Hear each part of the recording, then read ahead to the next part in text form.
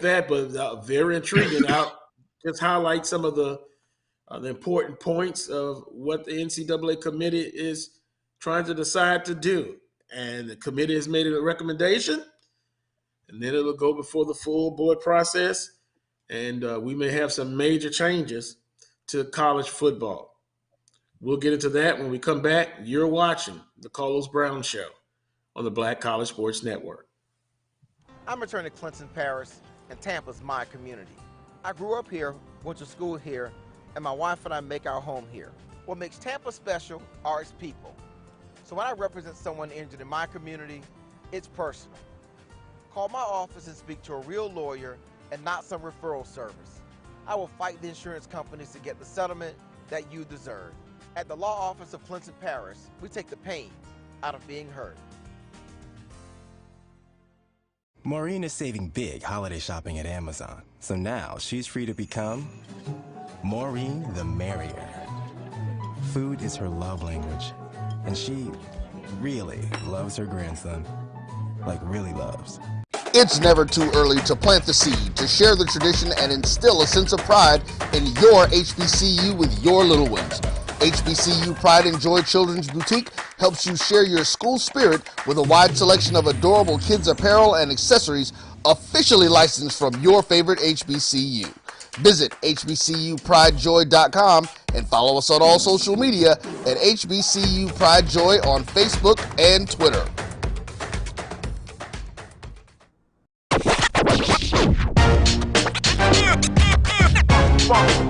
It's like a loot machine.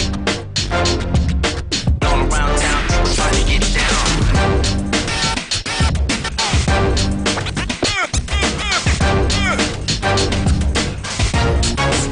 It's like a loot machine.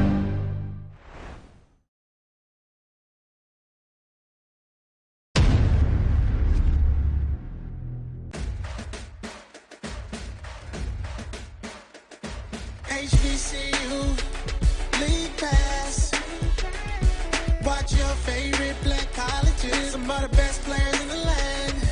HBCU League Pass.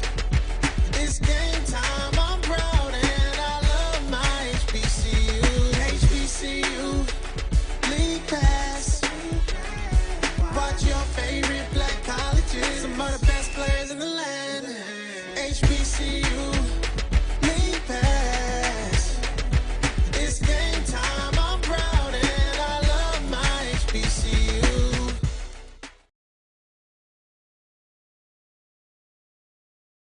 Let's get back to getting ticks instead of watching flicks. Before we can safely get out there, we need the facts on COVID-19 vaccines. Visit getvaccineanswers.org so you can make an informed decision for yourself and for your crew.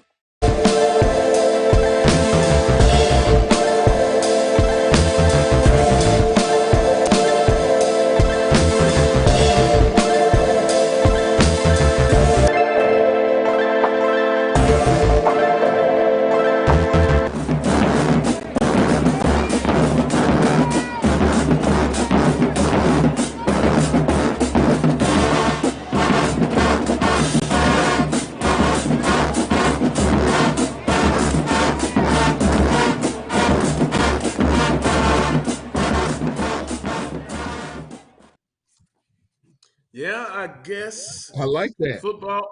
Yeah, football. Of course, that's when they played at LSU this past season. Football is always on the brain as far as if you're a sports guy. But I like to win in all sports for my alum to do well. And we had an interesting discussion during the break that we're going to bring here on the show. I want people to kind of hear that. And I'm just going to say this. I'm wearing the Columbia blue and gold. I'm Southern University. That's my school. I want the best for them. But now, when you have constructive criticism or debate or conversation, whichever way you want to put it, sometimes you have to have this. Charles, you said during the break, and now we'll bring it up here about Coach Coach Woods. And before you make your comments, I will say this, Coach Woods. If I'm not, if I'm right, correct me if I'm wrong. Won a championship when he was the head coach at Mississippi Valley State. Correct. Now, would you say the resources are better at Southern University compared to Mississippi Valley State? Yes or no? Okay, that means yes. Okay, I thought you were going to verbally say it, but okay, yes. Yes, yes, yes, Yeah. yes. Okay. And I know because I know you so well. At least I think I know you so well. You're going to always look for the higher road. You said during the break that if you were the director of athletics at Southern University, you would do the following, or you would do what? If I'm Roman Banks, I would give Sean Woods another crack at the apple, meaning another year, unless he gets bounced out of the first round come Thursday. Then you got to have a conversation. Because if you look at the brackets right now, and of Mm-hmm. course you have to look at your total body of work. And yes, it's been an underachievement to say the least. But if you look at this year, Southern could be a three, most likely they'll be a 3 seed, a team that lost 5 or 6, stumbled, beat Alcorn, dropped, but still, and if they win today, I think it'll be 3 in a row to end the regular season. You finish as a 3 seed. The way the brackets are shaping up, you're either going to take on, most likely, Prairie View or Texas Southern that first game. Say you win that game, then you're either going to get Alcorn, the 2 seed, which is either Alcorn or Grambling in the semifinals. Let's say you win that game, get to the finals. Because we know Southern had an 18-point lead on us. They beat Grambling the first time. They lost in Salt Lake City. You get to the finals. Then what? You're a top 4 program, top 3 program. No, you haven't gotten to the top of the mountain, but the question is, if you're Roman Banks, and he knows this because he's a former basketball coach at Southern Mm-hmm. University, so he knows what the program should look like. How close are you to getting there with this administration, meaning your head coach and staff? Because if you make a change, you're pretty much ready to tear it down. You're gonna fall. Teams are on the come up. How far are you willing to fall? Now that it doesn't always happen, but most likely it will, because you're starting over again. Now with APR and all that, you got to keep a lot of these players on the roster. Some of them will transfer out, and you just have to understand that that's the case. Are you closer to the bottom? Are you closer to the top? Or are you just middle of the road? I think Southern's closer to the top. I think Mm-hmm. I think they got a little full of themselves after the Alcorn game, and really the downfall started with Alcorn blowing an 18-point lead. Well, they didn't blow it; they cut it to 3, and they won that game. And I think they got a little excited. They had a big lead against Grambling, almost let it slip, and then some other things happened. They started to stumble. So we've seen the good Jaguars. Then they hit a rut. They hit the wall, like all teams do.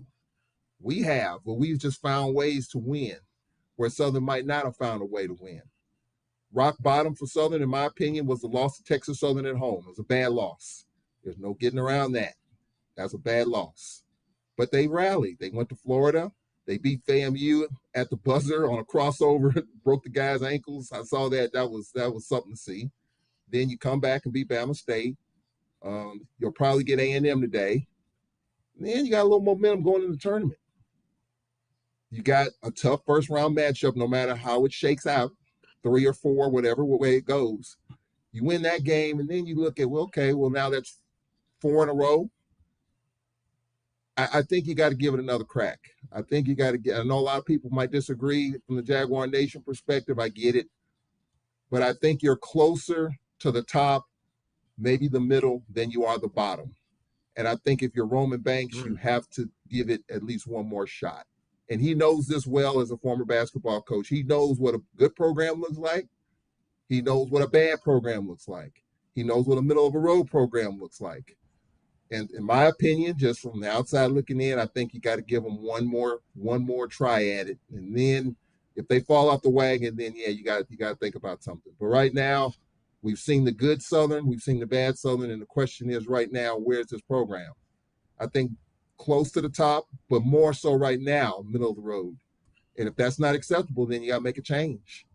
But if you Well, make a change, you do understand that you're tearing a lot of stuff down.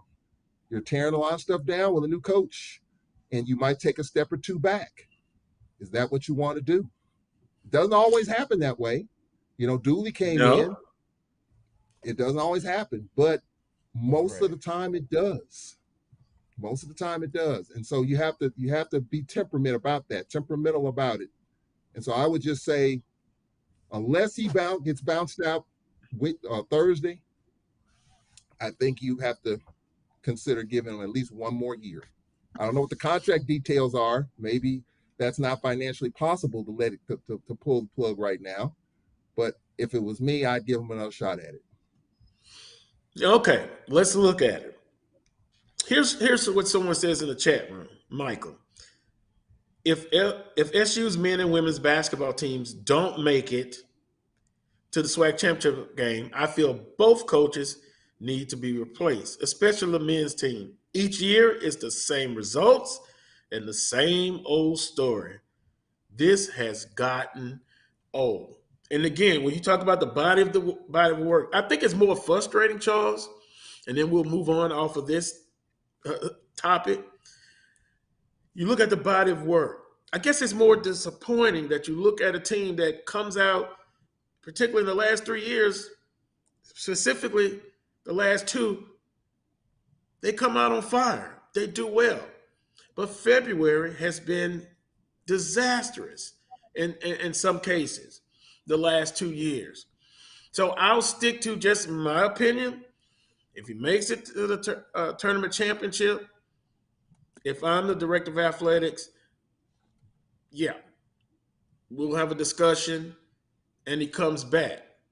Now, on the men's side, could be Prairie View, you said, Texas Southern, first round. It could very easily be knocked out because Texas Southern, okay, they lost at home. And think about it on the road. They hit a shot at the end, right? And they beat Texas Southern. So Texas Southern is going to be confident coming into if they're going to play Southern University. Prairie View, that's not going to be an easy game as well. No. And if you're the third seed, you're going to run into the second seed, perhaps, if there's no upset. Yeah, so it's going to be tough. I'm hoping that they can do it. I'm still pulling for them, but it's going to be tough. On the women's side, and by the way, to your point, you said they're more in the top tier. Yes. I don't think they're mediocre, but in February, they are very mediocre the last couple of seasons. On the women's side, they're constantly in the top 5. Now, for AD Banks, if that is a benchmark, a criteria for the program, then Coach Funches will be back. For Coach Woods, if he's happy with where they're at, the men's program, consistently in the top 4, and in first place for a good segment of the season, then he's going to be happy. But I will say this: after each season, you gotta evaluate everything, go in and look at it, and then you'll make the decision. So with that being said, we'll see what happens at the end of this season. Hopefully my Jaguars will make a run on both sides. Look, if they get to the championship game, I'm elated. But I know it is a tough road that they've got in front of them. I'm a little bit more confident with the women basketball program maybe making a run. Did you have to play the park over there? But we will see. Oh, I'm hearing somebody in the background. Who is that? Is that Coach Pettaway? Charles, the timing rule changes proposed in college football. Let me pull this one up. And good morning to everybody in the chat room, by the way. Here we go. And I want everybody's participation in this Do you believe this is going to be a good thing for college football? The NCAA Football Rules Committee has proposed several timing rule changes intended to continue the effort to control the flow of the game and encourage more consistent game management. Okay? The committee anticipates the adjustments, which were finalized Friday in Indianapolis, would modestly reduce the number of plays in the game, something the committee will study closely during the 2023 season. If approved by the NCAA Playing Rules Oversight Panel on April 20th, the game clock will continue to run when a first down is gained. Currently, the game clock stops when a first down is gained, and the clock restarts when the offense is awarded a first down. The game clock will continue to be stopped when a first down is gained during the last 2 minutes of either half. The committee is recommending two other adjustments intended to continue to reduce breaks in the game. Teams will be prohibited from calling consecutive team timeouts. Wow. Penalties at the end of the first and third quarter will carry over and be enforced on the first play of the next quarter. The committee also evaluated the potential impact of the rule change on the overall state of the games and health and safety of student athletes. Other committee clarifications include establishing guidelines for second half warm-up activities, including requiring teams to wait until the field is made available to return and having designated areas of the field to warm up. When teams are on the field, drones are not allowed over the playing surface or the team area. And that was in the area of technology. And the committee also approved the optional use of instant replay in games that do not have an instant replay booth official. So, Charles, they basically want to kind of speed up the game. And now, from a fan perspective, and I heard locally some college administrators in the sports area saying it'll be a big adjustment for fans. So, you have some games that go typically, 3 hours? Some games, 3.5 to 4 hours. They want to speed up the game. Your thoughts on the NCAA committee? How will the fans be? Will they accept it, the change, and go along with the flow? Well, first of all, I think that we're in a society now in which we're trying to speed everything up. Major League Baseball dealing with this pitch clock and all of that, trying to speed up the game of baseball, and players are having a hard time with it. Batters, pitchers having a hard time with that. And the data has shown through spring training that the games have been a lot faster with these new changes. I think what college football might be trying to do is speed the game up and also trying to mirror the NFL. In the NFL, if you pick up a first down, the clock continues to run. So I think they're looking at ways to cut down on the amount of time these games drag on. And they do at times drag on because you have these no huddle offenses, these zone reads in which you don't huddle up, and that speeds things along. So I do think the first two proposals you brought up that are going to come up for a vote, I think it will be approved because players who want to get to the next level want to play at the pace of the next level. So in the NFL, you pick up a first down, clock continues to run.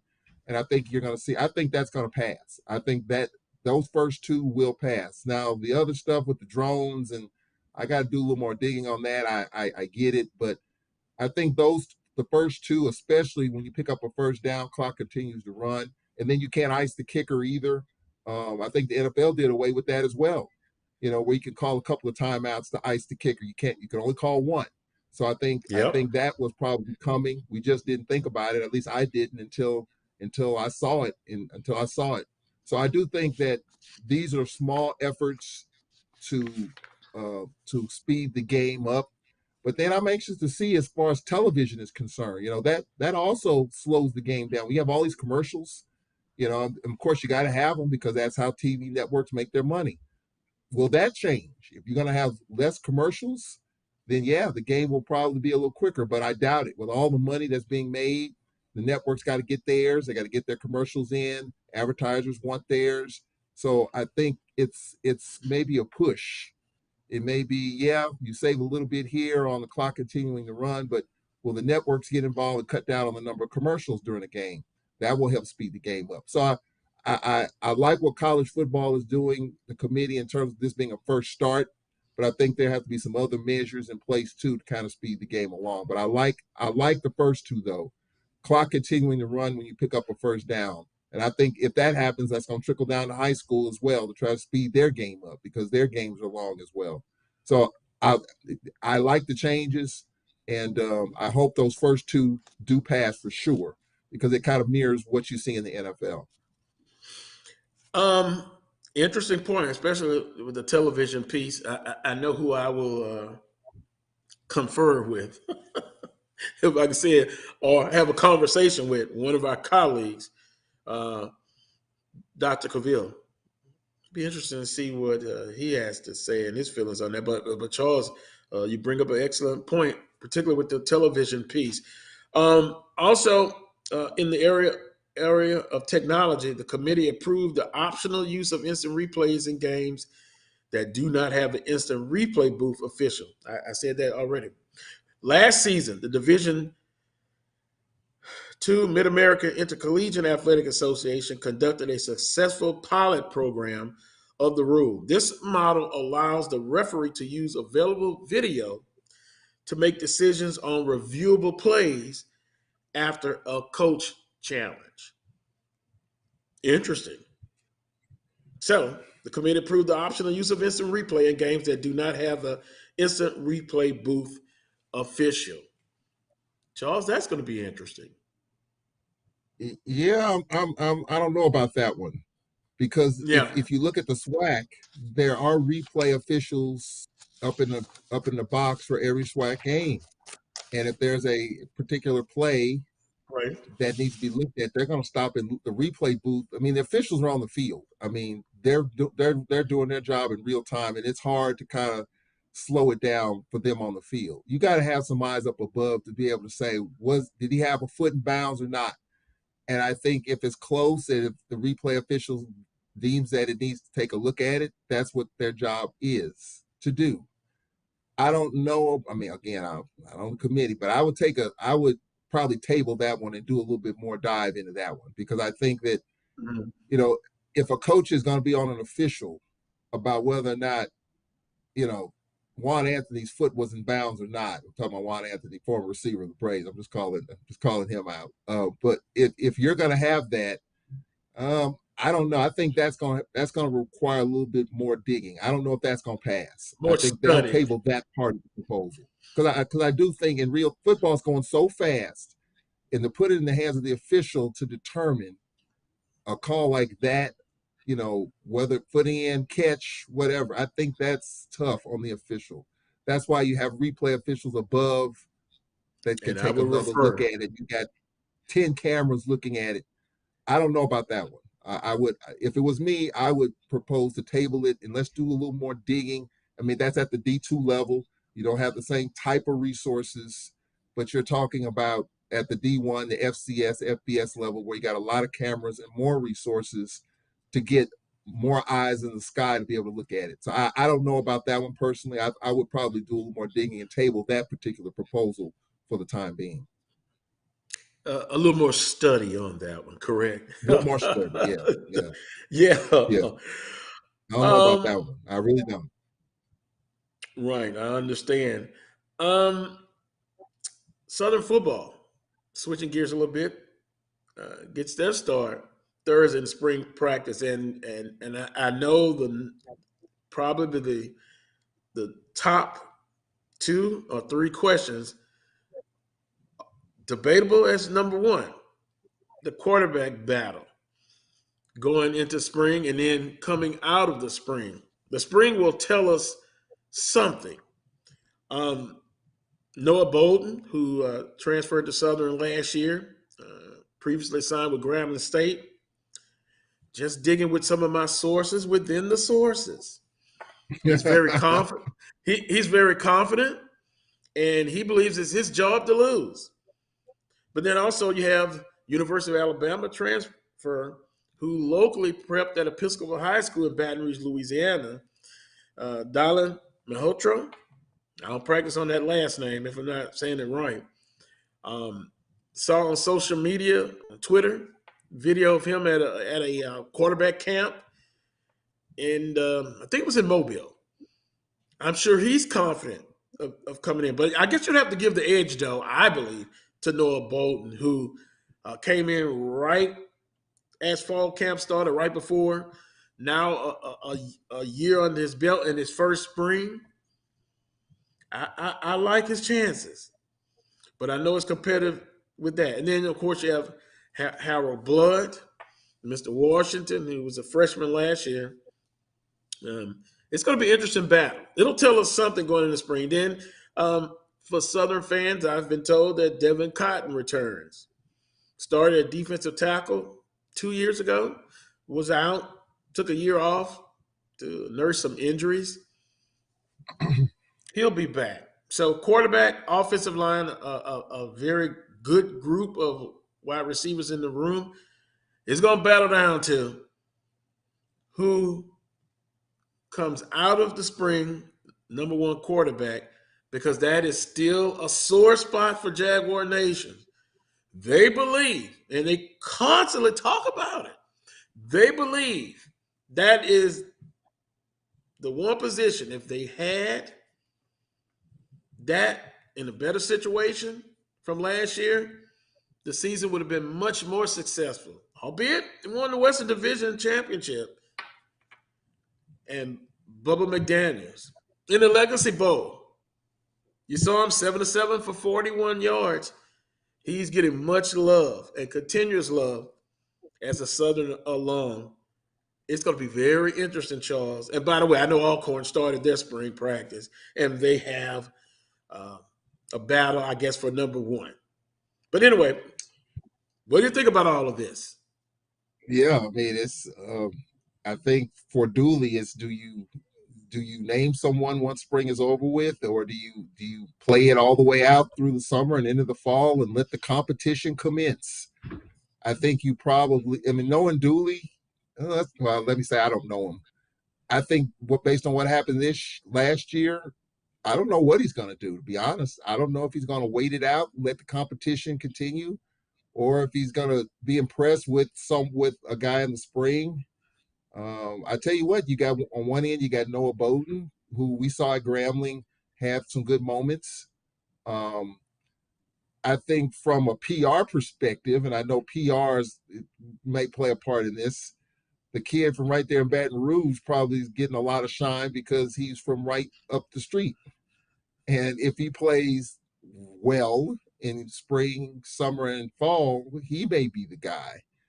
Just from a PR perspective, I'm sure fans probably would like that because he's a local product. You know, you always want to see that. You know, we always talk about that at all of our schools. When you get someone in state or from that area, people seem to gravitate to that. But I think the quarterback position is key at a lot of schools in the league. Alcorn especially. You got Tyler Macon, the Missouri transfer, who a lot of people are excited about. Aaron Allen coming off the shoulder issue. Fred McNair said it's going to be a battle, and you know him. He's not going to name anyone, not even close right now. He's going to let this thing play out all the way through August. I don't think he's going to name anyone. He's going to commit to anyone. He's just going to let the competition play all the way out, maybe the week before the USM game. Just my opinion, knowing Coach McNair like I do, I think he'll probably play it out. But I think the quarterback position for a lot of our schools, Carlos, is key. You got new coaches at Bethune Valley. You don't know who those quarterbacks are going to be. Looks like Jackson State. Jackson State will be breaking in a new quarterback. Jackson State with T.C. Taylor breaking in a new quarterback. UAPB, where I am here, probably have a new quarterback. Looks like Calvez is going to be the guy at Grambling. Signed an NIL deal. Looks like he's, Hugh Jackson's committed to him for right now. So, but there are a lot of question marks, clearly, in a lot of different areas as far as the quarterback position is concerned. So I'm really just looking forward to it. I kind of have a temperament approach in the spring, because because I understand how these things go, and you can't overcommit or undercommit. You just got to take it one day at a time. So we'll see. We'll see how it plays out. I'm looking forward to seeing how it all unfolds. On that note, we'll take a quick timeout. You're watching the Coles Brown Show on the Black College Sports Network. Nope. Nope. Come on, him. Ooh, I like him.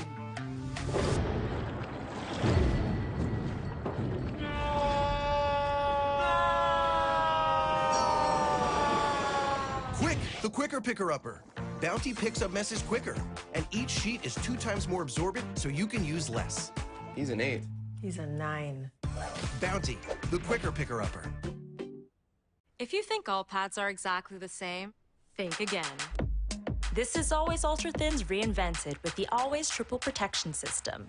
This pad wicks gushes 90% faster, absorbs even more so you can feel dry, and locks odors in.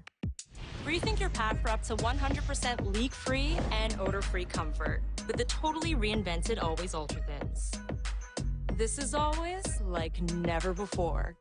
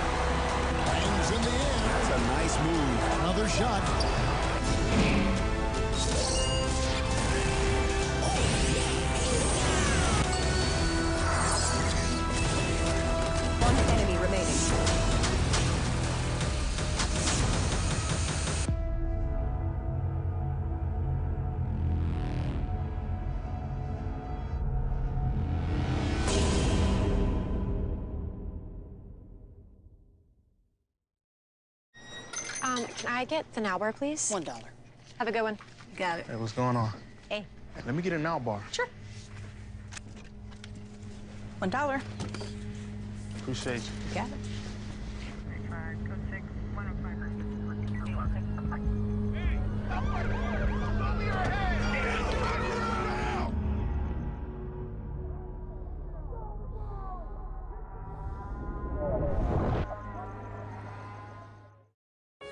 One bite of 100% Angus beef ballpark frank, and you'll say,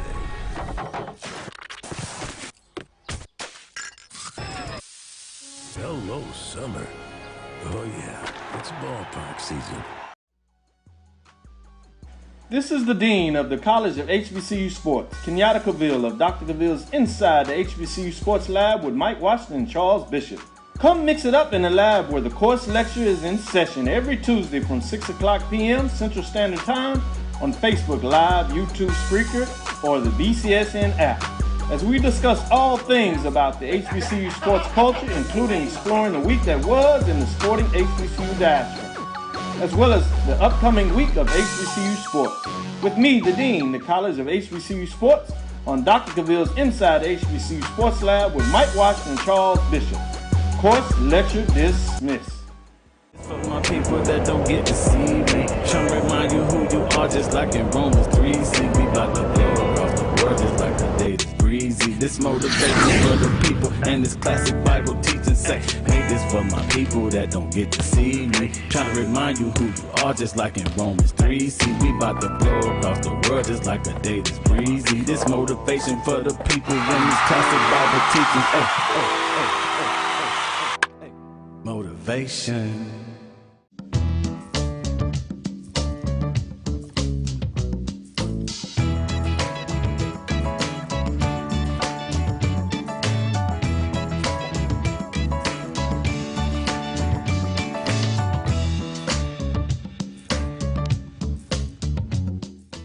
The Coupe.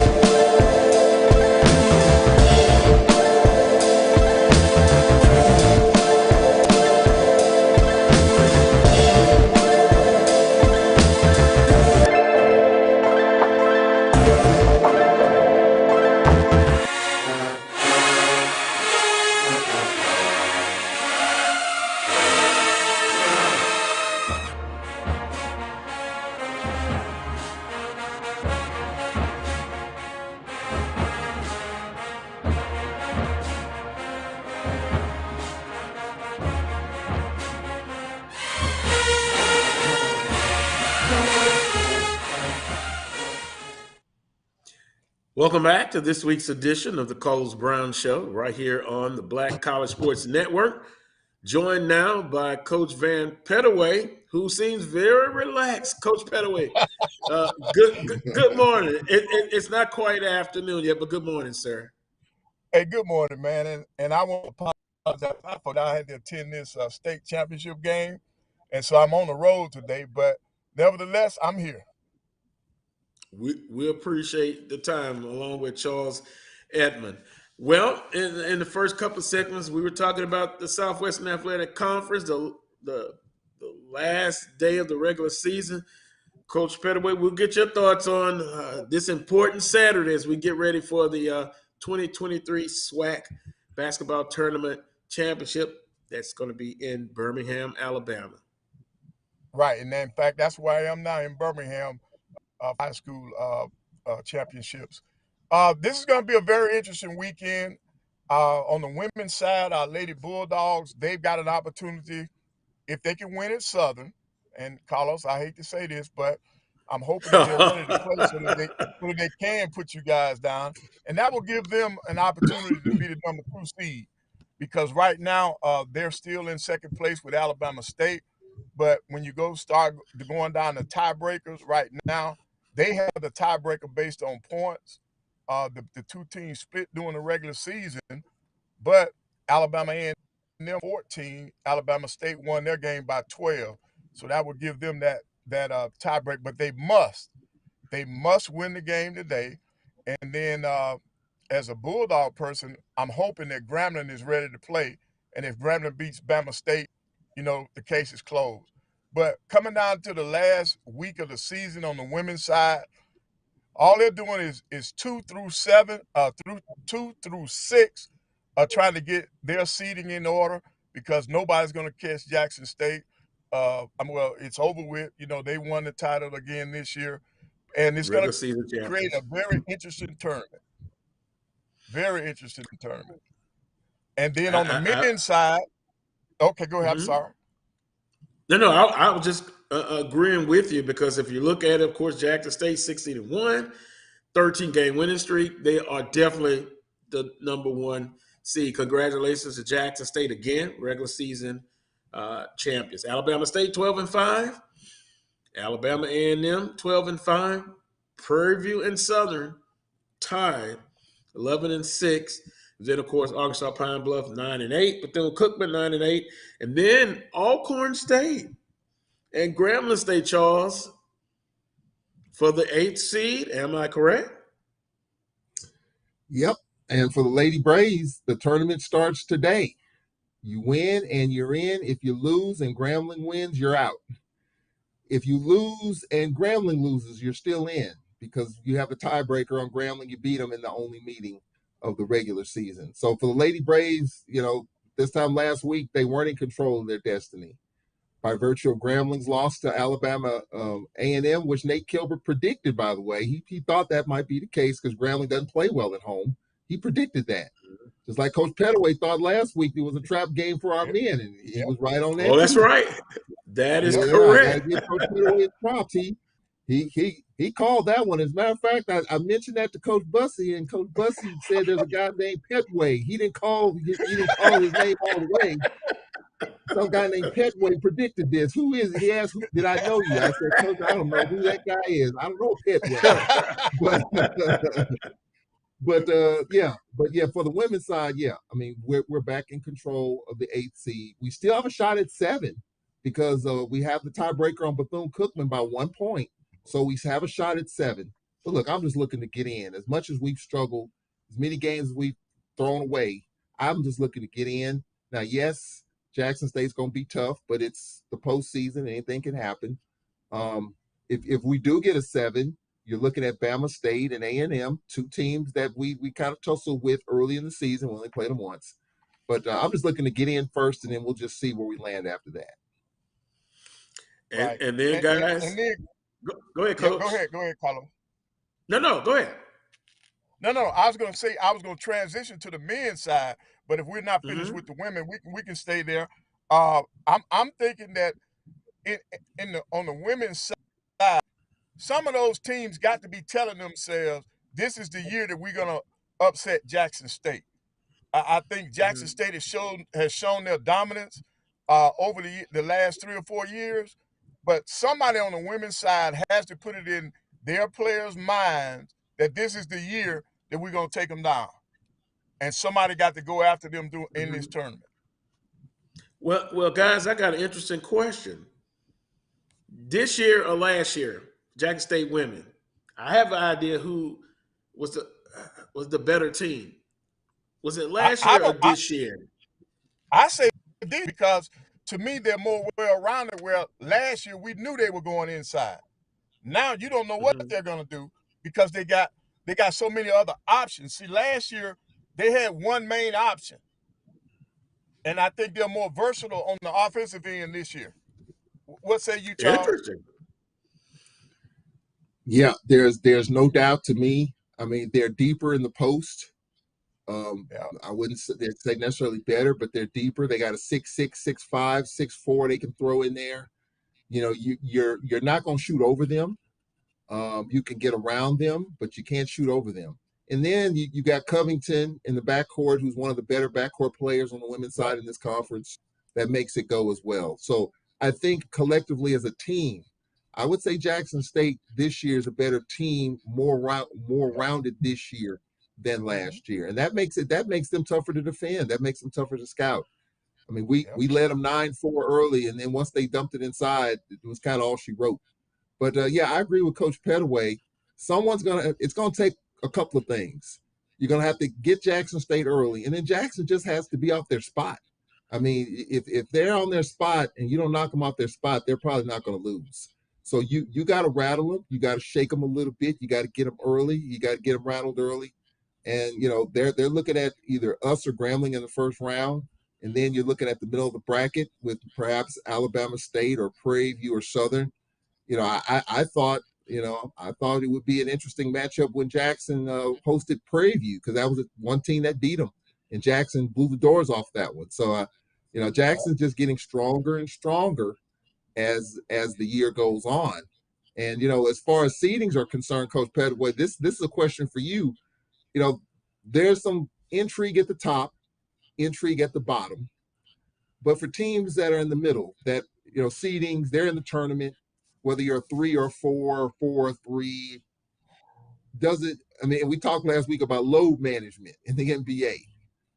Do you back off a little bit if you're a 6 seed, for example, and you're not going to drop to a 7, you're not going to move up to a 5, you're going to be a 6 seed regardless. Do you play this game the way you usually would, try to make sure you keep guys fresh and don't want to get players hurt? Or do you go for it? I mean, knowing that the SWAC tournament starts in some cases 4 days, some cases 5 days. I mean, how do you play that? Well, I think because of the number of days that you have, you play today, and then you may not play again until the earliest is Wednesday, and you might not play until Thursday. You go for it. I think you go for it. You want to keep some consistency coming down the stretch, because that's the only way you're going to win a tournament. You got to be consistent. So you want to remain healthy. As long as there's not a health issue involved, I would go for the gusto. I want to be playing my best going into that tournament. And if it's on the special women's side, that's the only way you're going to have a shot against Jackson State. So I would go for the gusto. Yeah. Yes, sir. You got time to rest up. You got time to I would agree. And guys, if we can transition to the men's side, they're intriguing. At the top, at the bottom, of course, Grambling State and Alcorn, there's a possibility to be regular season champions. Then you've got Southern and Jackson State shooting for third place. And then you got Alabama A&M, Prairie View A&M, and Texas Southern. And I tell you what, Texas Southern is still dangerous to me. Very dangerous. But Coach Pettaway. Yes. Co-regular season champions, very likely, but Alcorn State gets the number 1 seed. Hold up. They're number 1 right now. This is what you better look at. One is at Arkansas Pine Bluff. What's Tough. in the mix for Arkansas Pine Bluff? This is a must game for Pine Bluff. They got to be careful. Pine Bluff is on the outside looking in. They need a win to put themselves in a tie to try to make the tournament. That's a dangerous position to be in. Is it like a cat? Dangerous position. Huh? Coach, is it like a cat cornered up against a wall and he comes out? Are you saying this? Is this a trap game? Well, no trap game. No, Do you I'm not going to use you the believe trap. Pine Bluff? I'm not going to use the trap word again today, but I'm going to tell you this.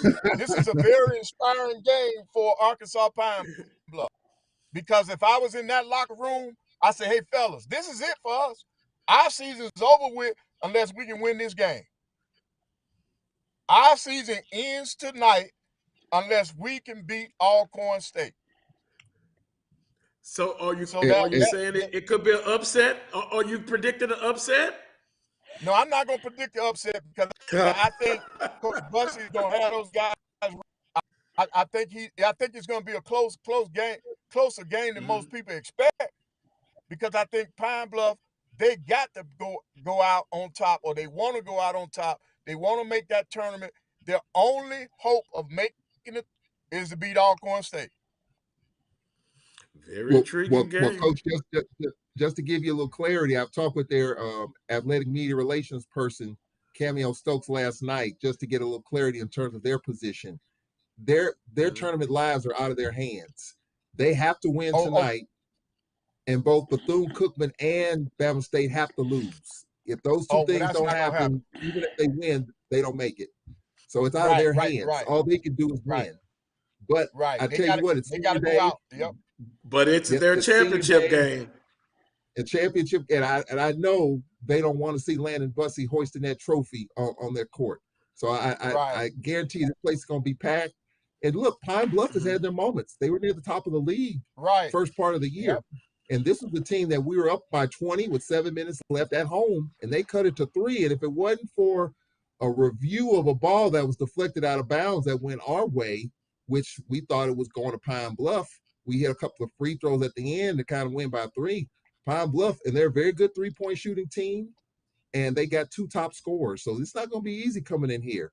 And Landon Bussey was very subdued last night. Normally he's passionate and fiery and fire and brimstone. He was very professional and businesslike last night, knowing that all the hard work you put in starting in October comes down to a 40-minute game on the road. And like he said, Coach, and I'm sure you appreciate this, you're playing for a championship on the road in a hostile environment. You wouldn't want it any other way. There you go. And see, with Grambling is the hottest team on the men's side after they've won 8 in a row. But, if they both finish in a tie, we know that they to get that number 1 seed.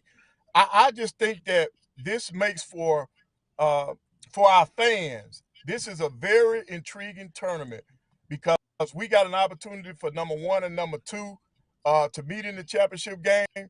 But number 5 and number 6 and number 7 will have a lot to say about that. Because when you look at Prairie View, you look at Texas Southern, they got that pedigree, that winning pedigree. Getting into a tournament, man, anything can happen. And I think that's what we got to look forward to. Last night, I got a chance to see the semifinal games of the over. We as SWAC fans ought to feel proud. Now, they're playing that game of their tournament in Evansville, Indiana. And I'm going to tell you something. They had no one in the stands for a semifinal game. So Hmm. now in terms of attendance and what we do in the SWAC, we're far ahead of what they're doing, and that's the OVC. Well, coming up March 8th through the 11th in Bartow Arena in Birmingham, the SWAC basketball tournament 2023 version. Um, Coach Petaway, on the men's side, I gotta talk about my Southern Jaguars. You try to keep me elevated and positive. Um, they took care of Alabama State Thursday night. They could they're gonna wind up either a third or fourth seed. What are your thoughts on them going into the tournament? And then Texas Southern. I'm just always amazed at how they're always in the conversation. They're a dangerous team. But those 2 points, Yes. Southern and Texas Southern.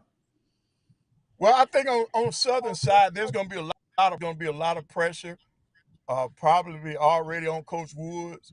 I know the Southern Knights, after last year and the year before, I know you all look for and expect more. So his future could be on the line, and I hate to say that. It should not be now, but uh, that's just the way. That's just the nature of the beast. Hmm. I think when he did not get a contract extension, that to me that says a lot.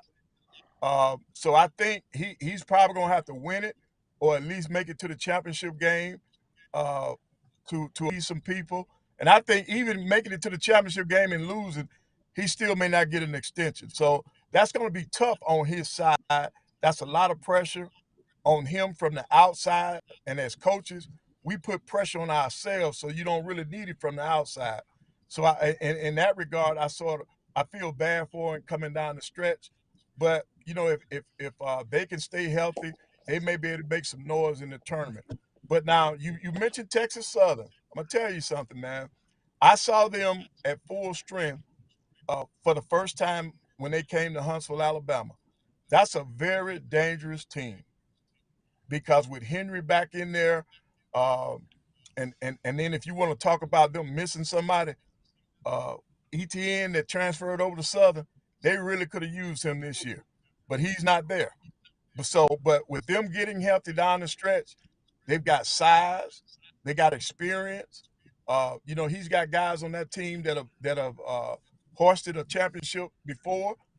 So that's a dangerous experience in this tournament, upcoming tournament. So those teams that have to draw Texas Southern, they better be ready.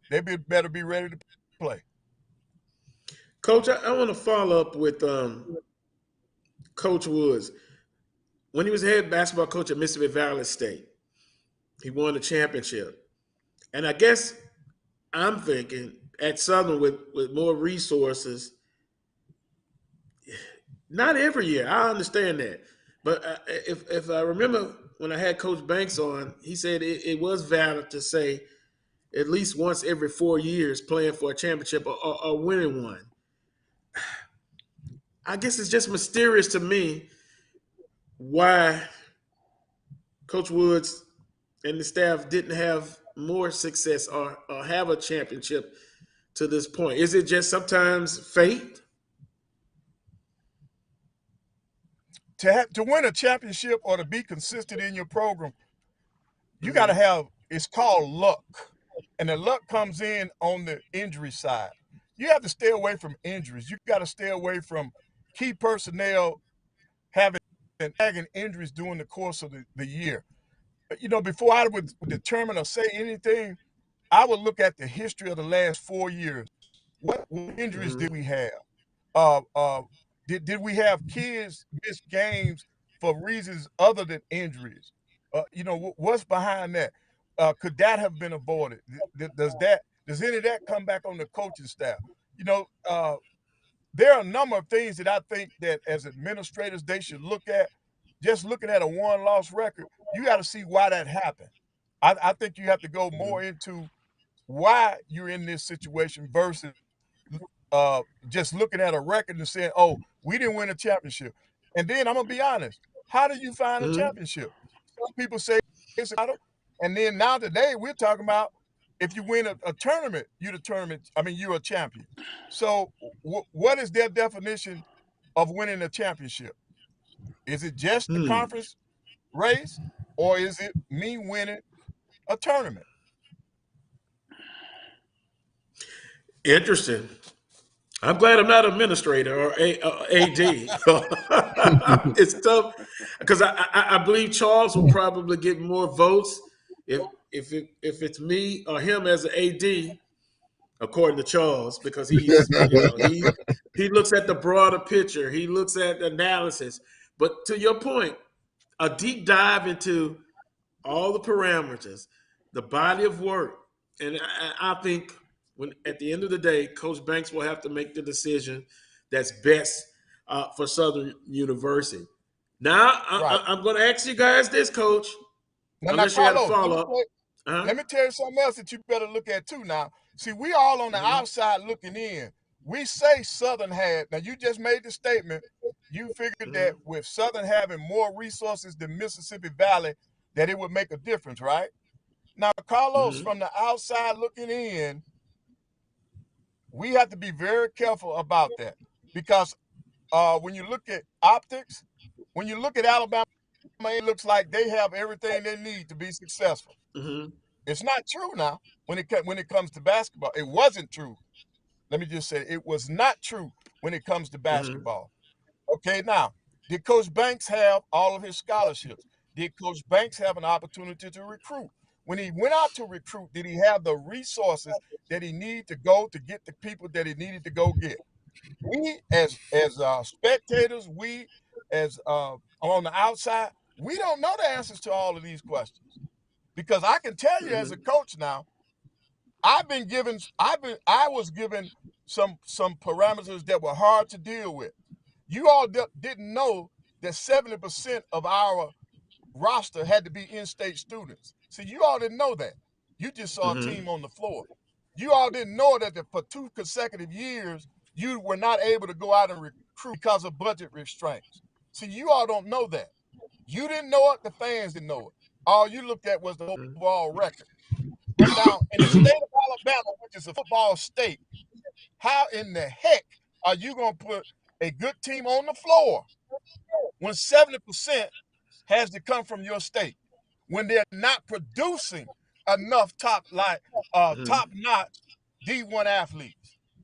The public doesn't know that. You all didn't know that. But these are the kind of things that happen internally that affect a program. That's why I said we have to be very careful when we start looking at what these coaches are doing and just basing it on a record. Take a deep dive and find out what's really in it. What's really in it? Because on the outside, you only see the results, but you never know why things are happening, whether they're good or bad. Well, Coach Pettaway, if I was an AD, I would definitely take a look at all of that, a deep dive analysis, and weigh all of the factors. That sounds like Willa Brown back there.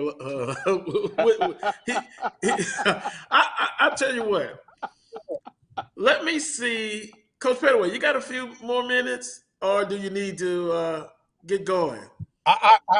At this point, I really need to move because here's one of the things. One of my former players, he has one of the top sophomores in the nation, not just in Alabama, in the nation. He put up 34 and had 8 rebounds in the semifinal game. The kid is just in. Oh, I'm sorry, I said sophomore. He's just in the 9th grade. Oh my he's just goodness. in the 9th grade, and he's already 6'6", and he's he's got offers out the yang yang. So I've got to support. I got to show my support. But this is interesting. But I promise you, next week we'll have more time to stay as long as we need. Yeah, because I'm going to invite from an AD perspective, and I look at it as a learning experience for me. But I will say this, Coach. I'm hoping for the best for Southern University basketball in the tournament and for Coach Woods and Coach Funches. And ultimately, it's going to go down to A.D. Banks and his evaluation. But I'm glad you brought up that point, valid points to consider. And that's why I have you on the show to give that perspective. Charles, did you learn something about that? Oh, absolutely. I mean, he's exactly right. And as someone that works closely with coaches and works closely with ADs and administration, I understand exactly where he's coming from because you don't have coaches complaining too much about that. Coaches get paid to coach and do the best that they can during the season.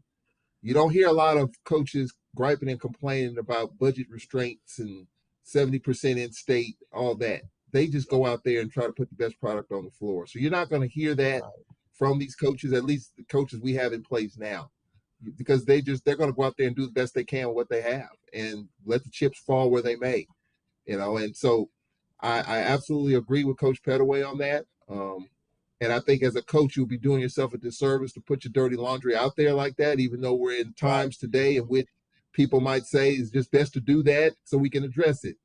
Not all the time. Sometimes you just got to go with what you got. And I think Landon Bussey is a classic example of that, turning the program around and what he's doing. You don't hear him complaining about much of anything. It's his job to put the team on the floor, and you see the results. And so I think that for Coach Pettaway's point, he's exactly right. And so you just got to let those results stick. And I do think that for Coach Woods, that may be a case too. He's just not talking about it.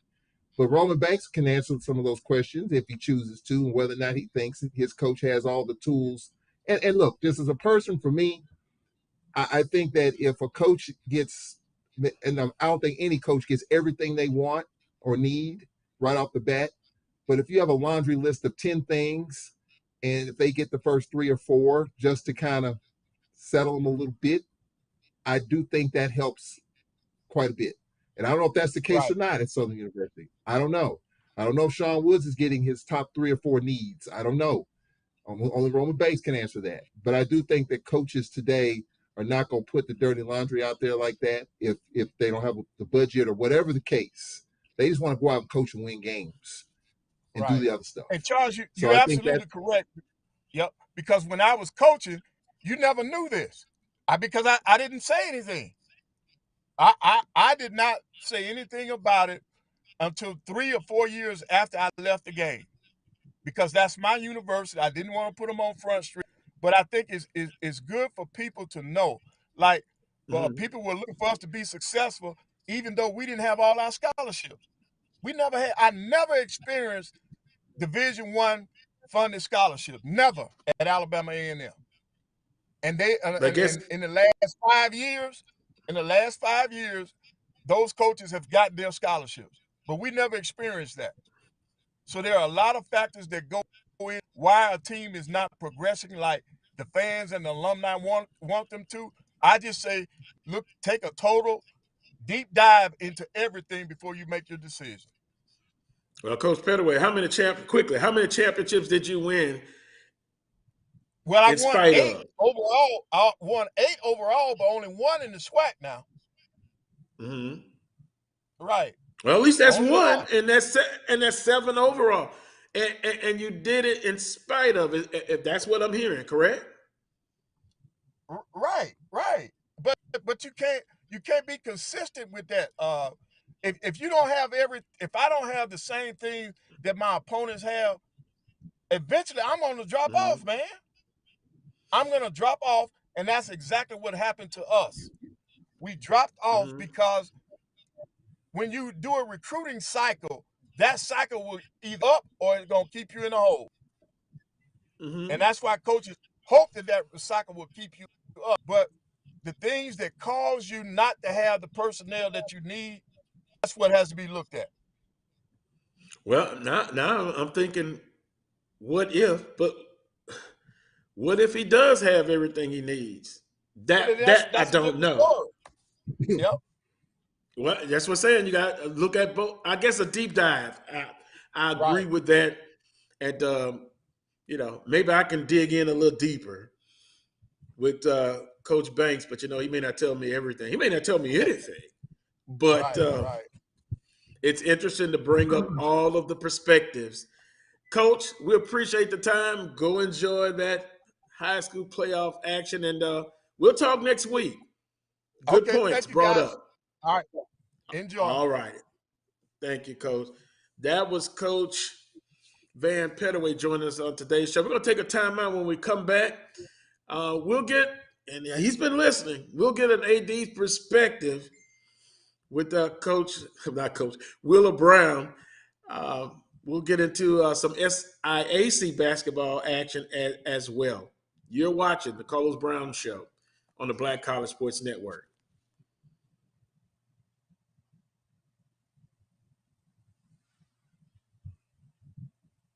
The Cuvée Group is a Florida-based marketing and training consulting firm.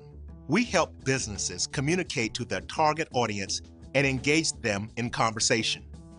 We also help to expand their audiences, which will ultimately result in growth for those organizations.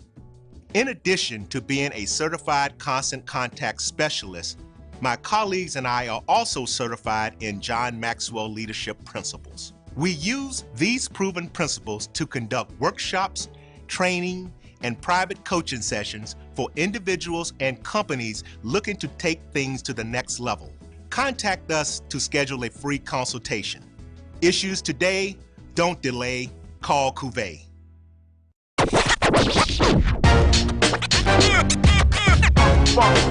It's like a loop machine.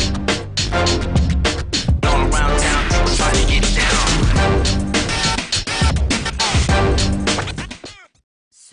Shop Velvet Online Women's Boutique to spice up your closet with trendy, unique looks. We have fashionable and chic looks at very affordable prices. Velvet Boutique offers free shipping all year long on all orders. Shop online at www.melvetboutique.com. That's www.melvetboutique.com. Like us on Facebook and follow us on Instagram. Shop Velvet Online Women's Boutique. This is Ryan Fulford. AD Drew and I are co-hosts of the BCSN Sports Wrap. We talk about all things related to HBCU athletics. From the games, teams, coaches, and fan interest stories, we cover it all. You can find our shows on Facebook at BCSN Sports Wrap, YouTube at MyJBN Online, and everywhere you listen to podcasts like Anchor, Spotify, Google, and Apple Podcasts. You can also find the show on the Jericho Broadcast Network's app. Make sure to download. We look forward to you joining the conversation and being a part of the show.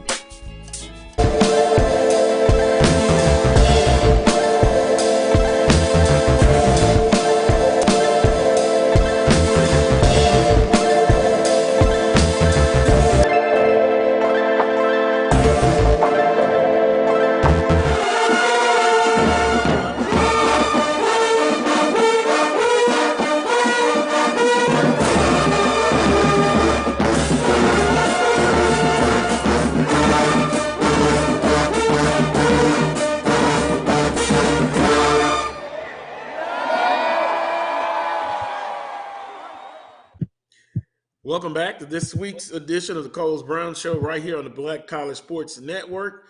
Joined now for the conversation with Willa Brown from Fort Valley State. Willa, good afternoon, sir.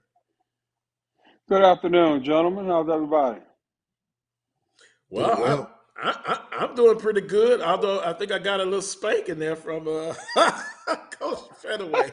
Nah, I'm good. Sometimes you got to get a spank in there. But you heard the conversation from a director of athletics standpoint. I've kind of talked about it, me and Charles. He believes that he may be a bit too soft if he was a director of athletics. I'll probably be a little bit too harsh. But from the perspective of evaluating a coach after a season, taking a deep dive into everything, looking at all multiple factors, then you make a decision on continuing with the coach or parting ways. Is there a specific science to it, or is it more of a personal thing where you kind of look at the different factions when you make a decision. We lost your Something that audio. he's There you looking go. for this year. And Repeat that. Repeat that, Willer. I didn't hear the first part. hold on a sec. I said, can you hear me now? Yeah, I can hear you. Okay. I'm saying that obviously there's something that Coach Banks needs to see, or something that he's looking for in particular out of this year. It's got to be something beyond whether or not Sean Woods wins the championship. You know, I would think that his credit up to now, and I don't know what his record is since he's been at Southern, that sort of thing. Uh, is this the year that he was supposed to win a championship? Are there certain benchmarks that he needed to meet along the way that he has not met yet? But, obviously it's something that Coach Banks is looking for. Maybe it's the championship that he's looking for, but maybe it's something else on his list that he's looking for in terms of what's going to determine whether or not Sean Woods gets an extension. Uh, I don't know his record, so I don't know if he's done enough right now at this time to warrant an extension of some sort. But it's something that Coach Banks is looking for right now. And I don't know if it's a championship. I don't know if that was realistic based off of, the personnel that Coach Woods has in place, or, so forth and so on. But it appears to me that if that was not the case, then he probably would have given him an extension before the season started rather than let him go into the season as a lame duck coach, which pretty much affects you in every way possible because, kids are out there watching, you're still recruiting during the season, that sort of thing. And, they want to know before they commit or even thinking about committing that the coach that's recruiting them is going to be there. So Coach Banks, having been a coach, he understands those things, obviously, and, which is one of the advantages of having a coach as your athletic director. All those things he's aware of, and he knows full well the importance of. So it's got to be something else out there that he's looking for that isn't happening or not happening like he think it should be, prior to him deciding whether or not he's going to extend Coach Wood's contract. Well, I will paraphrase. Let me use another word. When I interviewed Coach Banks, and it's been several times, and I think one of the comments he made was it was valid in a 4 or 5 year period to be in the championship conversation and or win a championship. Is that valid? Is that I a think time you need period? to be in the discussion. You need to be in the discussion on a regular basis. There's no doubt about that. But when we say be in this discussion and winning a championship, we're talking about two different things. Well, let me So we rephrase it. Compete. Let me rephrase it, Will. yeah. Compete for a championship in a 4 or 5 year period and getting at least a championship in that time frame. I Yeah, so apologize for it so that. it needs to be clarified because to me, I'm thinking if we're in the discussion year in and year out, we're competing year in and year out. We know that ultimately.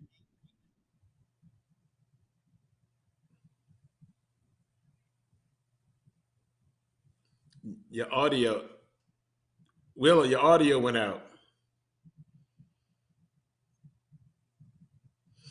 Charles, you're looking interested about the conversation. And hopefully, we'll have Willer back up in a Yeah, second. yeah. I was just, I mean, just listening to his comments, I mean, it's a year. It's a constant conversation that you have to have. And again, that's why I have a headset on. I'm not an administrator. So I'm not in that seat, but it is a year in and year out evaluation. Even though you have a 4-year deal, you're meeting with your AD every year at the end of the season, what you can do better, what you can do to improve your program.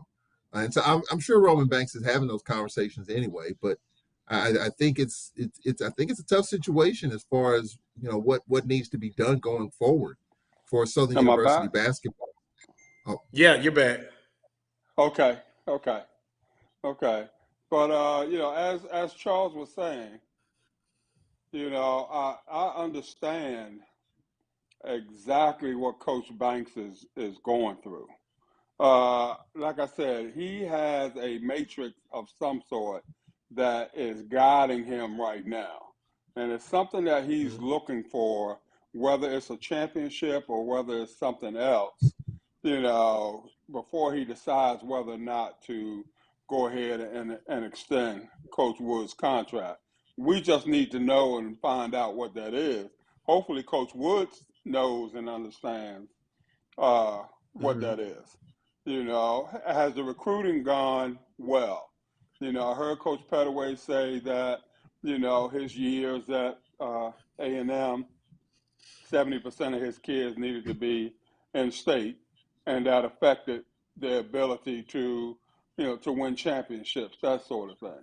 But I think those kind of handicaps need to be put out there, in some way, shape, form, or fashion. Not necessarily the coach to put that out there, but it needs to get out there in some way, shape, or form.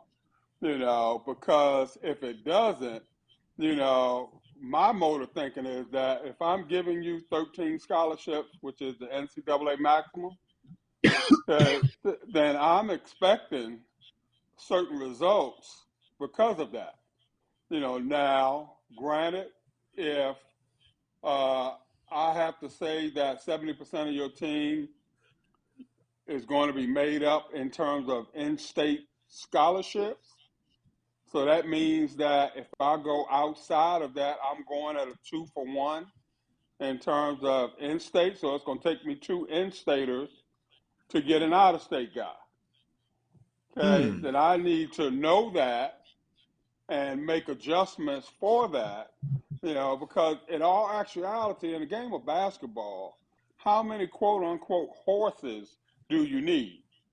I've coached this game, and to me, if you've got 3, maybe 4 quality players, then you're filling in the blanks with the rest.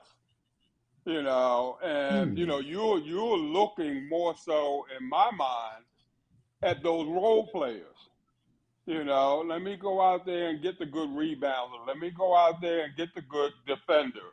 Let me get the good assist man, that sort of thing. Spend my money on the kid who can put it in the basket, or the big guy that's a good rebounder and a good defender in the post. That sort of thing. So I have to pick and choose how I spend that money.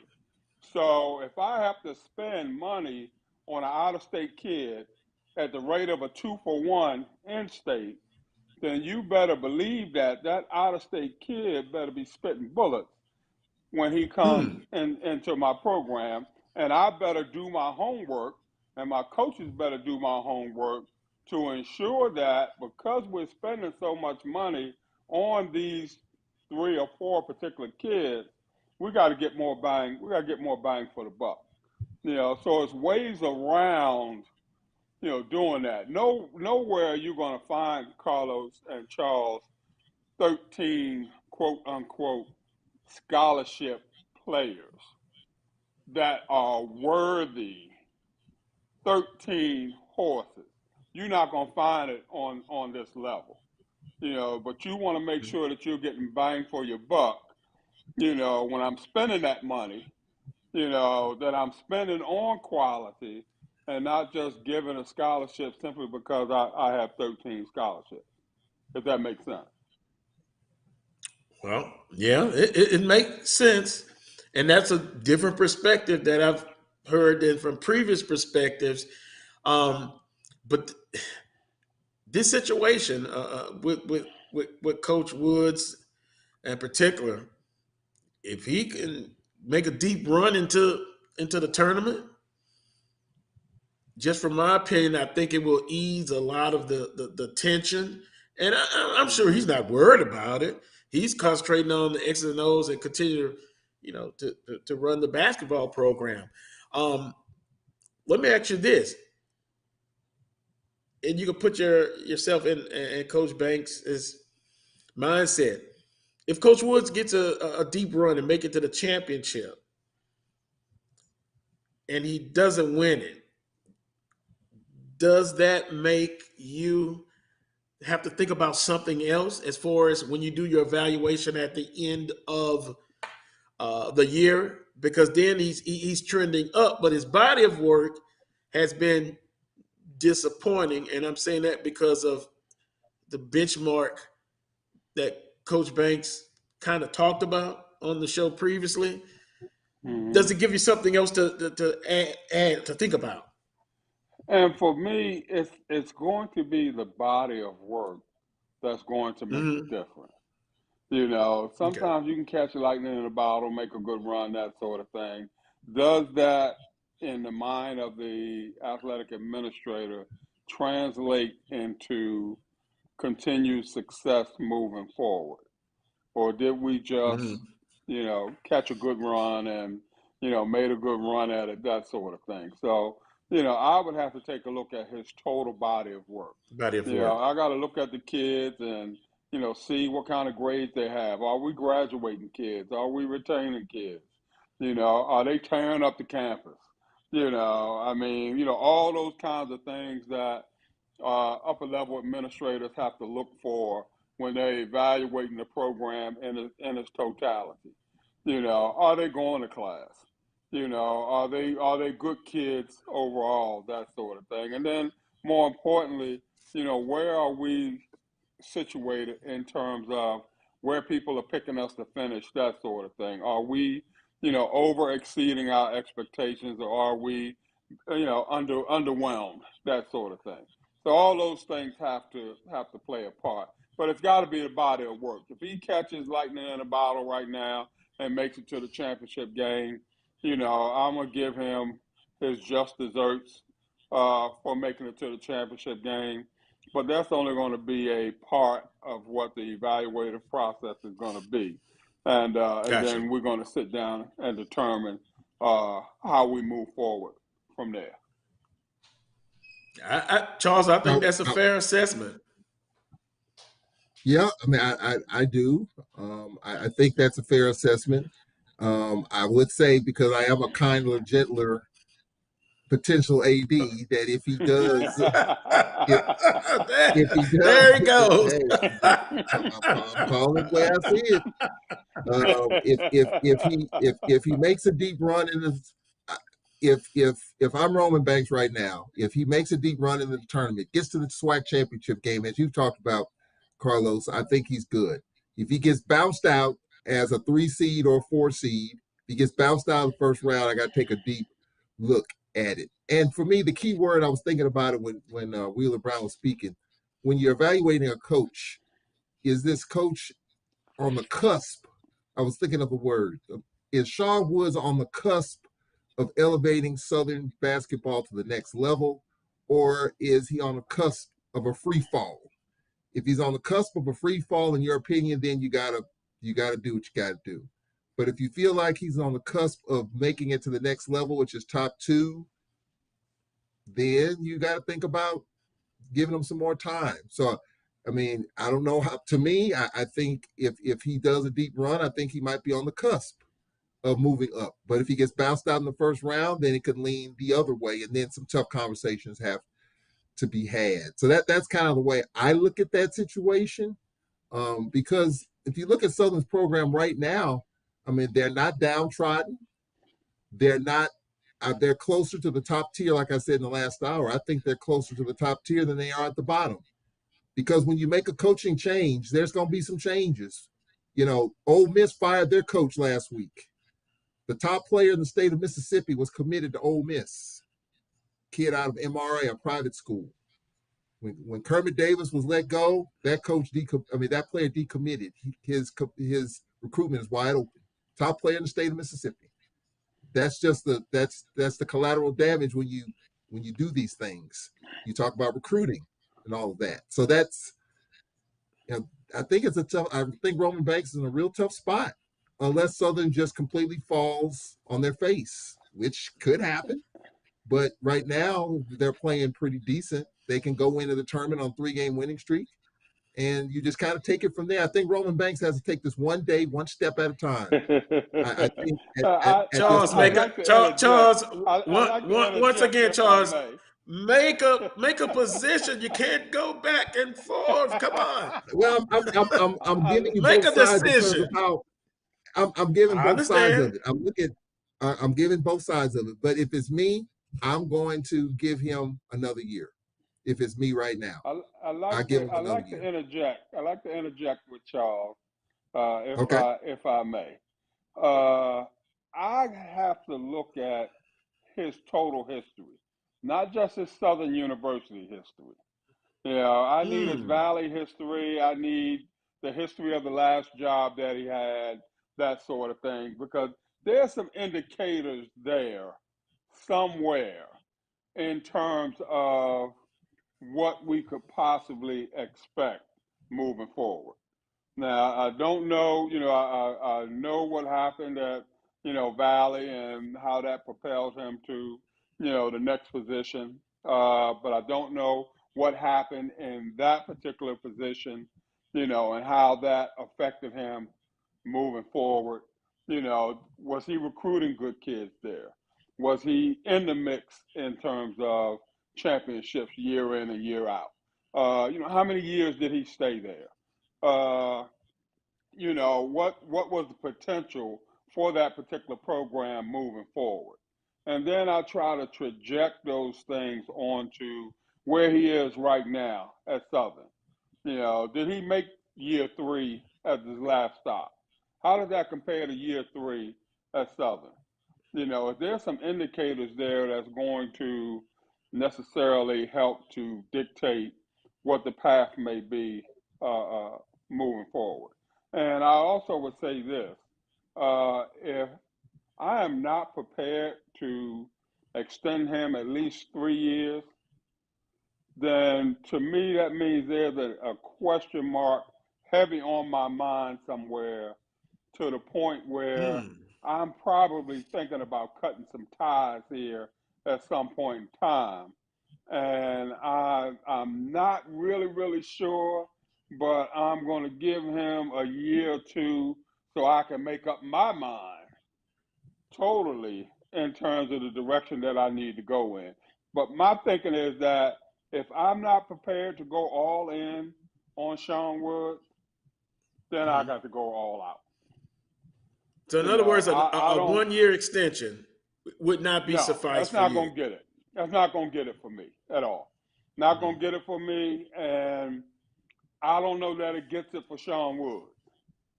I don't know that his recruits get it like that.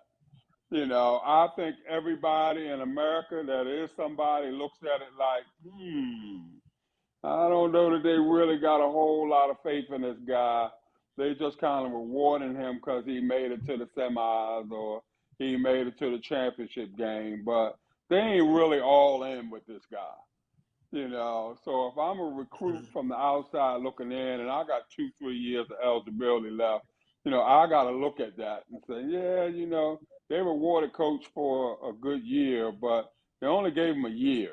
So, chances are by the time I get to my senior year, coach might not even be there, that sort of thing. So, I may have to look at door number 2 or door number 3, as opposed to, coming to Southern. So if you're not going to be all in on a coach, to me, it's just my thought, get out, start over now, rather than starting over a year from now, after you've given him a year's grace period, and, you're going to have to go through those same growing pains.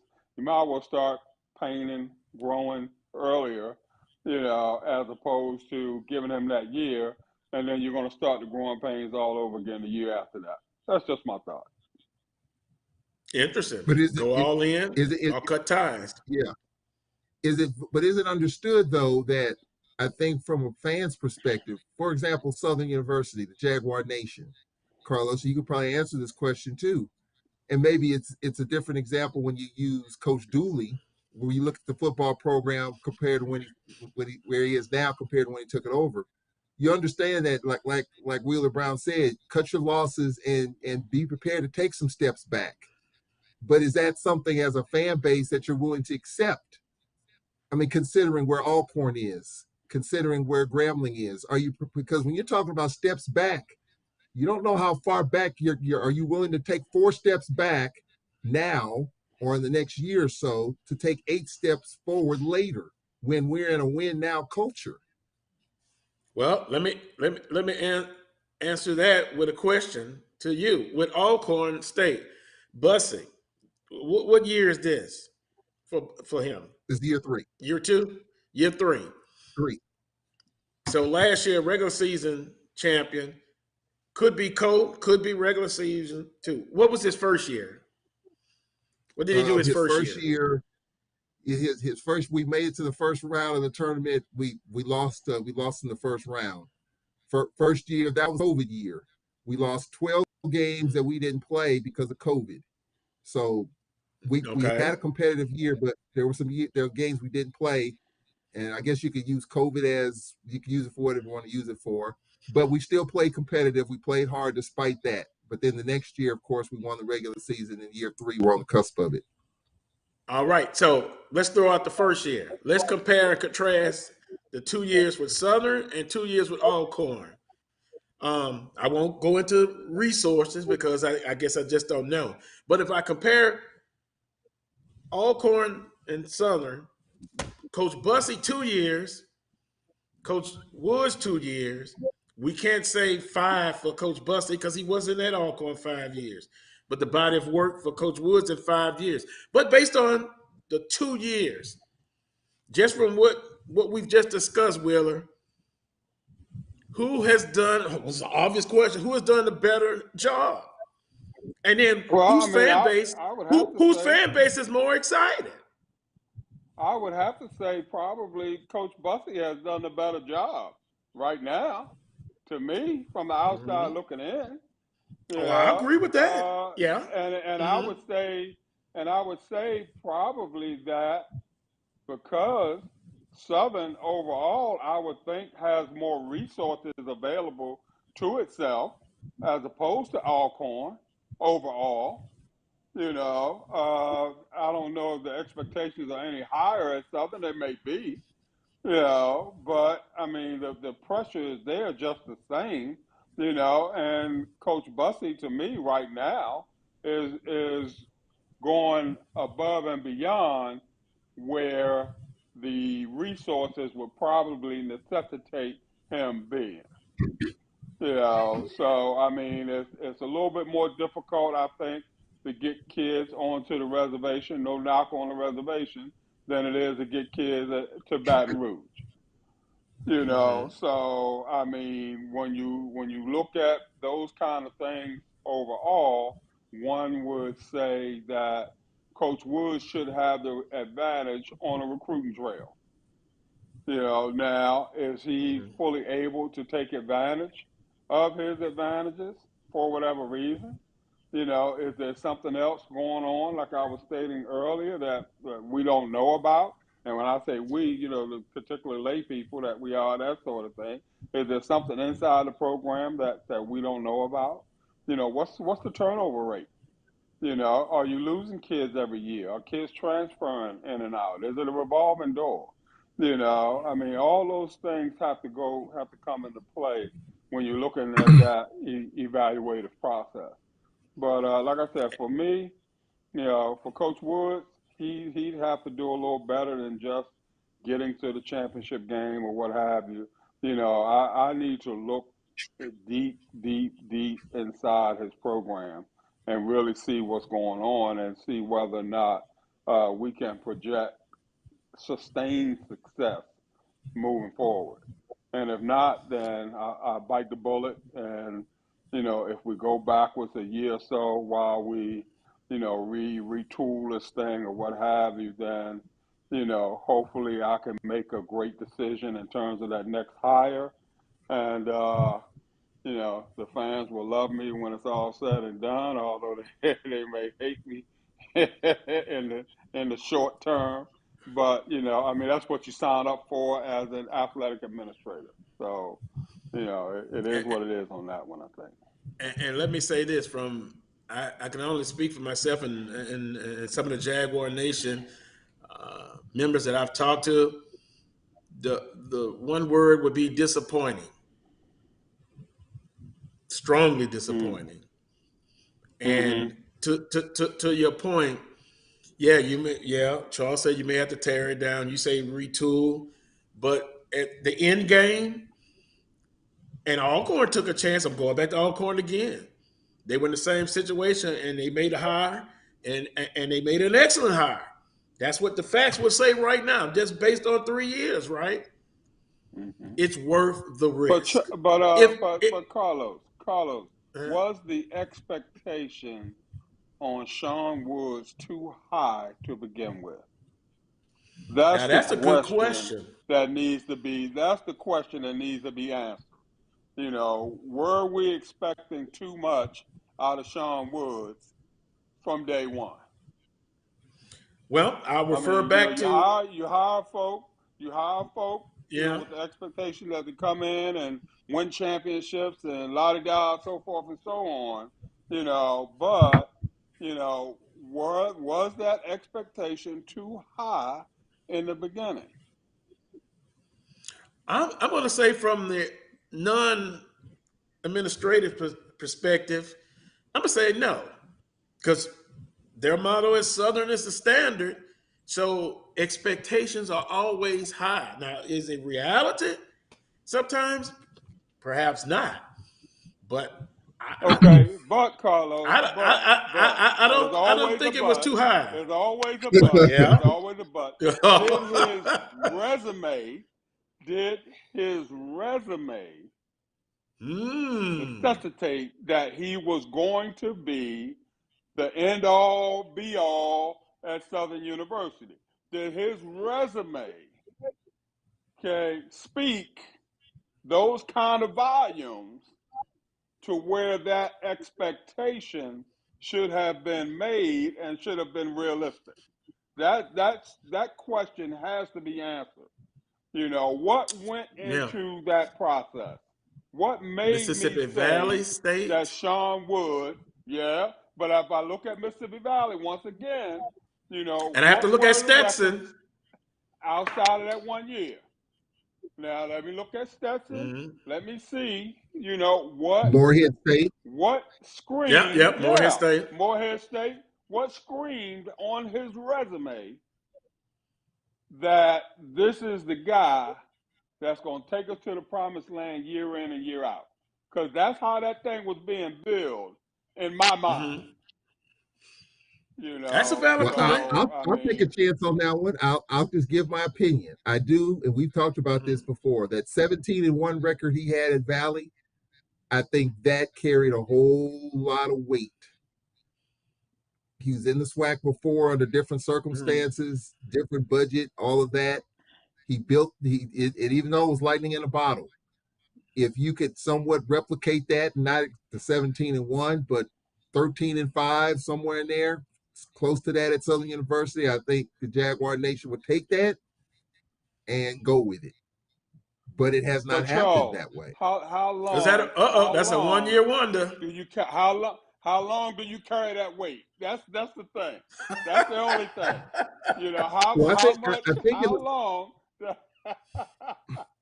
It's a very valid point. It is, because I think in this conference we do look at the lightning in the bottles a lot. We do look at lightning in the bottles a lot. As of now, we won.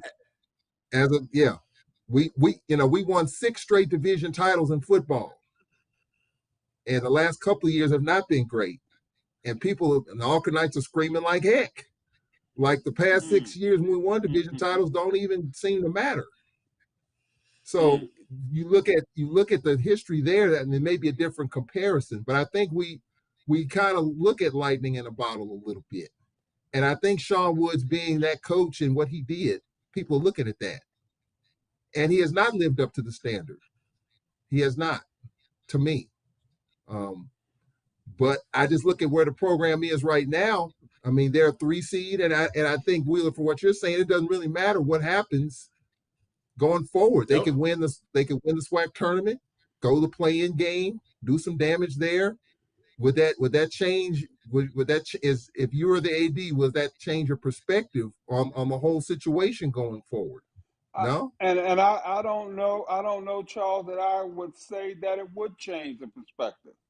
Because The it's body got of to be work. some kind of got to be some indicators there, okay, that makes me see that these things are not just coming, but that they're going to be a reoccurrence on a regular basis. It's And not the my same. thinking is, and I don't know Coach Banks that Consistently well. I don't know inconsistent. I don't know Coach Banks that well, but it's got to be something going through his mind that is telling him right now, I don't know that I can go all in on this guy. And I would like to hear what he would say. I know he probably not going to say it for public consumption, naturally, but would just like to know what's on his mind in terms of moving forward. Now this was his guy, his hire, so he's got some loyalties there. There's no doubt about that. This is year what, 4 for Coach Woods? Is this year 4 I want to say or 4 or 5, but I'll find. Okay, I'll so double check. all the indicators are there, whatever those indicators may be. What the bill process says you are what your record says you are. So I mean he is who he is and who he's been at Southern for the last 4 to 5 years. Now as I look to go all in some more, do I see the progress that I'm going to need to see? Can I envision that, or do I envision what has transpired over the last 4 to 5 years, which, to what you guys are saying, and you, Carlos, haven't lived up to expectations, Southern University standards, that sort of thing. So having said that, are the Southern University standards that high that they can't possibly be reached? Or is this not the guy that's going to reach those high standards that we know Southern has, and Southern's not going to back down on, that sort of thing? So those I'll are put it this questions got to way. be answered. I put it this way, Will. A championship would have sufficed, and we may not be having this discussion or getting to a championship. Throw a couple of regular season championships in there, and a tournament championship or two, but that has not been the case. Consistently inconsistent is the way I Well, would put it. Carlos, let And me ask this question. The contract extension, I didn't know what his contract situation is. This the last year of his deal, or does he have another year after this one? I think, and I'm gonna check. I think he got an extension. I think last year, I believe. So I think it's a time where again it's got to be evaluated. I'll report back next week for So he certainty. has another year after this one. No, I think this might be the last year. I think This this is year it. was extension year, but I'll check for certainty and report back next week. Wheeler, can't let you go without Mm-hmm. talking about men's and women's SIAC tournament. What, Miles and Tuskegee on the Well, you got Miles women's and side? Tuskegee on the women's side, and Miles and Benedict on the men's side. And I Miles is must hot. say, Tuskegee's women look like a juggernaut. There's no ifs, ands, and buts about that. You know, I couldn't identify a weakness all the way around. They're deep. You know, they get up and down the floor. They shoot the ball well. They got all the pieces in place. I think they only lost like maybe 2 or 3 regular season games, that sort of thing. So they've been pretty rolling. Benedict has probably been a surprise. They forfeited some games due to an ineligible player, You which talking about on the men's put them in a side? bad seed on the men's side, which put them in a bad Mm-hmm. seed. But the university appealed the decision, and the kid wound up getting his eligibility restored based off a mental health waiver that was filed on his behalf by the university, and the university had the option of sitting the kid for the remainder of the year or putting him back out there and allowing him to play. And if they sat him the rest of the year, he would have had another year to play.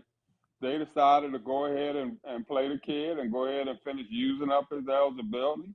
And while I kind of frowned on that, from my point of view, because I would have liked probably to have looked in the future and, kept the kid another year, they decided to go ahead and roll the dice. And, now they're in the championship game. So, I mean, who knew? Obviously they knew something that we on the outside did not know, and but they, both teams are playing well right now. So today's going to be really interesting. Who? Your prediction? Tuskegee on the women's side. Who on the men's side? I think definitely Tuskegee on the women's side. Uh, I I gotta say Benedict got caught lightning in a bottle right now. I think Oh, they that's that term finish again. it off. I think I think they finish it off, Carlos. I think they finish it off in spite of, and try to take that next step moving forward. Yeah, Benedict is having some success. Coach Chennisberry, who in Baton Rouge, Yeah, head football coach at Benedict, yeah. was at Southern University. Also, Hmm. winning coach, the HBCU Legacy Bowl, along with Coach Dooley. Hey, give Benedict College its props. Wheeler, we'll reach back out to you and see if you're available next week. We'll appreciate the time Sounds and good. interesting discussion. Get the AD's perspective. Charles, what we've learned about on this show, Charles says that he's probably too soft if he was an AD. I don't agree with that. I think the employees would love Charles Edmond to death. Charles My final. employees might like me, but my president might not. My president might say I'm a little too soft and might show me the door. Well, speaking of presidents, President Hudson put on administrative leave at Jackson State. I don't know enough about it. I know of him. I know the situation at Jackson State. It's kind of like Southern. It's a tough place. It's a tough place, and they have high standards. So Well, we will you see know the that outcome of President that. Hudson was the IHL poster boy for a long time. Mm-hmm. So Now even before IHL, he that's became, the institutional higher learning in the state of learning. Mississippi. So I mean, he was the poster child for a long time, even before he became the president at Jackson State. So that lends itself to me to believe that it had to be something serious that kind of putting him on the shelf right now. I don't know what. I'm not going to comment any further. I've heard some things, but it's not my place. But when the news hits, one way or the other, then I'll voice my opinion. Guys, it's been an interesting show. I want to thank Melody, producer extraordinaire in the background. You don't get to see her, you don't get to hear her, but we appreciate the job that she does. All of our guests, Charles Edmond, Coach Van Pettaway, and Willa Brown. Until next Saturday at 11 a.m., if God says the same, It's a little bit too early, Charles, for that chop. Make sure you join us right here on the Carlos Brown Show on the Black College Sports Network. Until next time, as always, peace and God bless. And go Jaguars, go Braves, go Fort Valley State.